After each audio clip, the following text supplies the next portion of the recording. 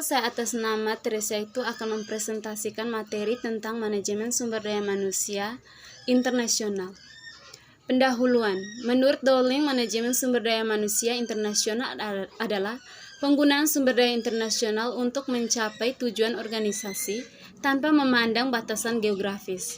Bidang MSDM internasional dikarakteristikan oleh 3 pendekatan, yaitu yang pertama, MSDM internasional menekankan manajemen lintas budaya.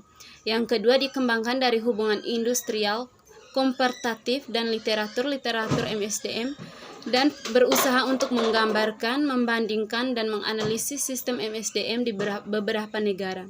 Yang ketiga, berusaha untuk memberikan fokus pada aspek MSDM di perusahaan-perusahaan internasional. Rekrutmen dan seleksi. Rekrutmen calon pekerja atau karyawan adalah proses yang dilakukan perusahaan dalam rangka mencari pekerja-pekerja yang potensial. Sedangkan seleksi berhubungan dengan proses di mana perusahaan berusaha mengidentifikasi para pencari kerja dengan menggunakan pengetahuan, keterampilan, kemampuan, serta ciri-ciri lainnya untuk membantu perusahaan mencapai tujuannya. Proses rekrutmen dan seleksi calon ekspatriat dilakukan secara lebih ketat dan lebih selektif. Calon pekerja yang dibutuhkan adalah yang benar-benar siap menghadapi tantangan karena adanya lintas budaya, memiliki kompetensi tinggi di bidangnya. Berikutnya, pelatihan dan pengembangan. Pelatihan didefinisikan sebagai suatu usaha yang terencana dengan memberikan fasilitas pembelajaran pekerjaan yang terkait dengan pengetahuan, keterampilan, dan perilaku para pekerja atau karyawan. Sedangkan pengembangan berkenan dengan cara mendapatkan keterampilan dan pola perilaku yang dapat memperbaiki serta meningkatkan kemampuannya agar dapat mengatasi tantangan dari pekerjaan yang dihadapi saat ini atau pekerjaan di masa yang akan datang.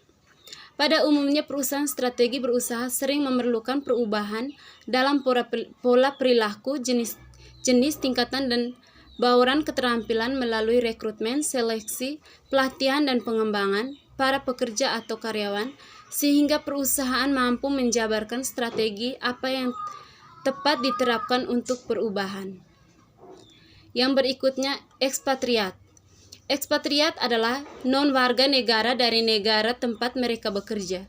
Ekspatriat artinya seorang yang tinggal sementara maupun yang menetap di luar negara, di mana dia dilahirkan dan dibesarkan, atau dengan kata lain, orang yang berkewarganegaraan asing yang tinggal di Indonesia, biasanya oleh karena suatu tugas negara atau profesional. Yang terakhir, kompensasi. Pemberian kompensasi pada para ekspatriat memiliki peran penting dalam menjabarkan suatu strategi.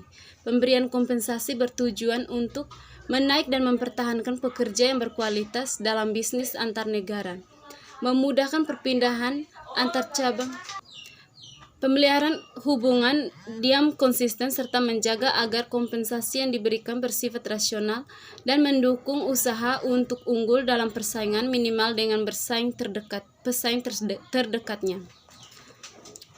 Dalam rangka pencapaian tujuan tersebut, ada 2 prinsip dalam penetapan sistem kompensasi atau pengupahan perusahaan internasional, yaitu yang pertama, konsep pengupahan sesuai dengan perusahaan pusat atau asal. Yang kedua, konsep pengupahan dengan pendekatan moduler.